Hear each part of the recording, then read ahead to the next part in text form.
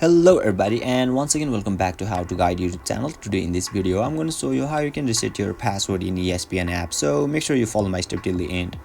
First thing first, I assume that you have already downloaded ESPN app, and once you open it you'll be able to see the interface on in the screen where you can see setting option at top right corner. Just tap on it and you'll be able to see settings section where you can see login to my display account option. Just tap there and you'll be redirected to the another page where it is asking us for our email address, so you simply need to give your email address over here. Now click on continue. Now right after that you will be able to see the option just down below where it is written having trouble logging in, send a one-time code. Just simply tap on it.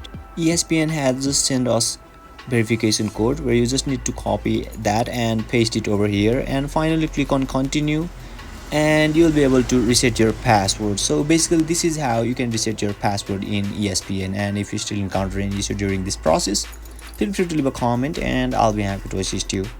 If you found this video helpful, please give it a thumbs up, and if you are new to this channel, make sure to hit the subscribe button and set the bell icon to on so that you can stay updated with our latest content.